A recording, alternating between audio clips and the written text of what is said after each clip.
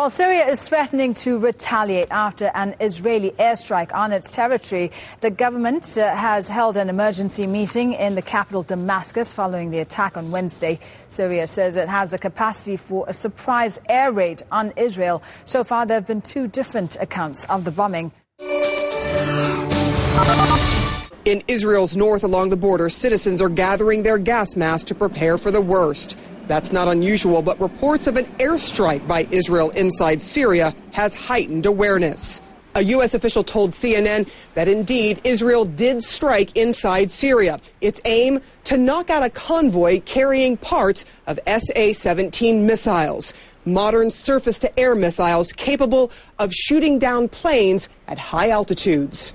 The U.S. assessment is the battered Syrian regime may be trying to move weaponry over the border into Lebanon, away from Syrian rebels and into the hands of Hezbollah, its ally and sworn enemy of Israel. Syria has its own version of events. On Syrian TV, officials blamed Israel for an airstrike on a research facility outside of Damascus.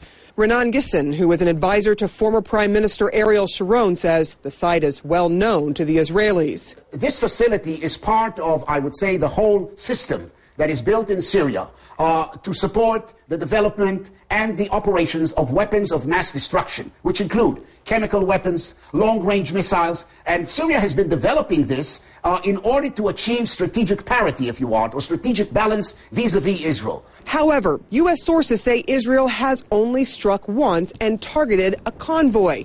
Questions remain as to who is responsible for hitting the facility and killing two people inside.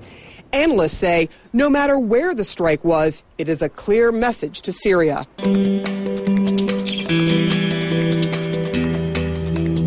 American officials say it was a convoy carrying weapons to Lebanon for militant group Hezbollah.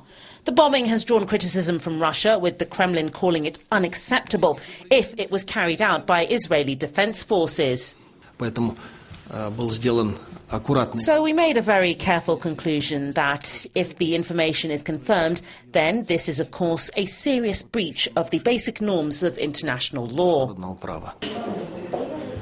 Repeating Ankara's earliest assessment that the Syria crisis would lead to wider problems for the whole of the Middle East, a spokesman from Turkey's foreign ministry said, "We have been watching the developments in the media. This incident shows how complicated the situation in Syria has become and how it threatens international peace in the region." There's been no word from Israel confirming or denying whether IDF jets carried out the bombing, or reports from Lebanon that Israeli planes were in Lebanese airspace during the time of the attack.